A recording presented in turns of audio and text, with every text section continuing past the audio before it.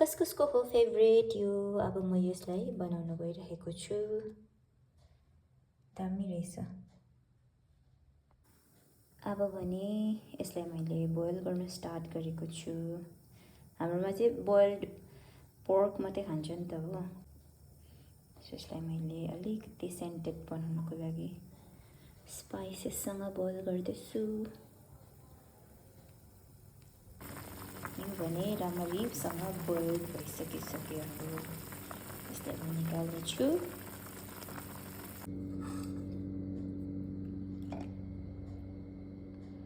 Nice one.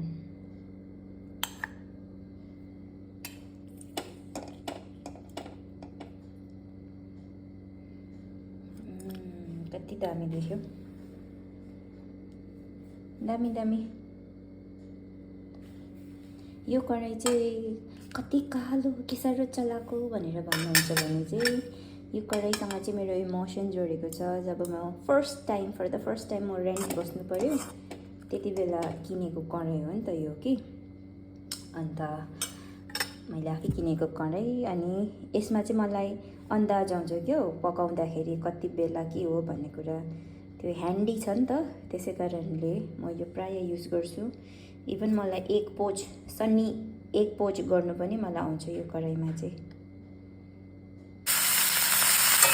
भेजको soup बनाउनु आँटेको। Veg soup is ready.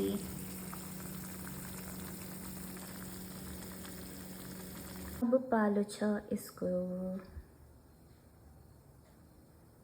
अब म यसलाई मजाले बनाउन गइरहेको छु।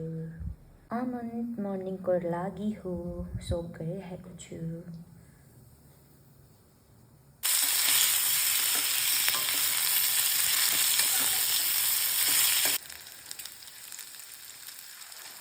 Pork is frying. मासु चाहिँ फ्याटी भयो कि, so I'm going to add this bok choy add गर्न आँटेको। अब यसको फ्याट सबै बक choyले एब्जर्ब गरिहाल्छ।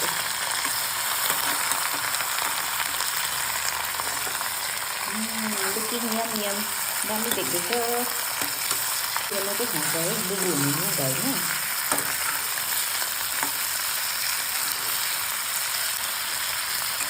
दामी देख्यो। प्लेटिङमा चाहिँ के छ भने हाँसेको रोल, बोसा अनि सिमरायोको झोल।